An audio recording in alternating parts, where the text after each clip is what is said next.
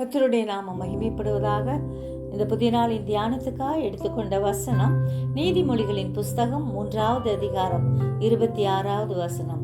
கர்த்தர் உன் நம்பிக்கையாய் இருந்து உன் கால் சிக்கிக்கொள்ளாதபடி காப்பார். நம்முடைய சுய புத்தியின் மேல் நம்முடைய நம்பிக்கையை வைக்காமல் கர்த்தர் மேல் பூரணமாய் நம் நம்பிக்கையை வைப்போம். முழு இருதயத்தோடும் அவரை நம்புவோம்.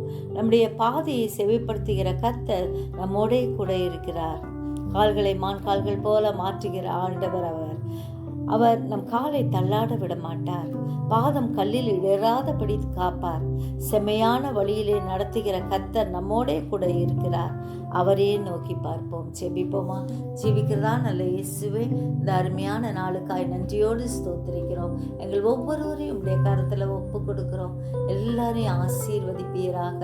ஆண்டவரே, நாங்கள் உண்மையே நம்பி இருக்கிறோம். ஆண்டவரே, நீர் எங்களுடைய நம்பிக்கையாய் இருந்து என்னுடைய கால் சிக்கிக்கொள்ளாதபடி காக்கிற தேவனா இருக்கிறபடியா ஸ்தோத்திரிக்கிறோம். இஸ்ரவேலை காக்கிற தேவன், நீர் உறங்குவதும் இல்லை தூங்குவதும் இல்லை. அதற்காக நன்றி செலுத்துகிறோம் ஐயா.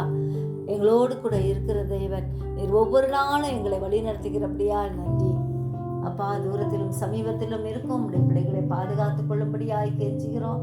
இந்த நாட்களில் கர்த்தரை நாங்கள் உயர்த்தவும் உம்மை துதிக்கவும் அநேகருக்கு உங்களுடைய ரட்சிப்பின் சுவிசேஷத்தை சொல்லவும் எங்கள் ஒவ்வொருவரையும் தகுதிப்படுத்தும்படியாய் செபிக்கிறோம். உடைய வருகை அதிக சீக்கிரமாய் இருக்கிறபடினால் எப்பொழுதும் விழிப்புள்ளவர்களாய் ஆயத்த உள்ளவர்களாய் காணப்பட கிருபை செய்யும்படியாய் கெஞ்சுகிறோம். மாதத்தின் கடைசி ஆண்டவரே அப்பா நாட்கள், வருடத்தின் கடைசி நாட்கள்ல இருக்கிறோம் ஐயா. நீரே எங்கள் ஒவ்வொருவரையும் ஆண்டவரே உங்களுக்கு ஏற்ற உகந்த ஆண்டவரே பிரிய உள்ள காணிக்கைகளாய் வாழ கிருபை தாரும். எங்களையே அர்ப்பணிக்கிறோம். ஒவ்வொருவரையும் ஆசீர்வதியும். இயேசுவின் மூலம் ஜெபம் கேளும் பிதாவே, ஆமென்.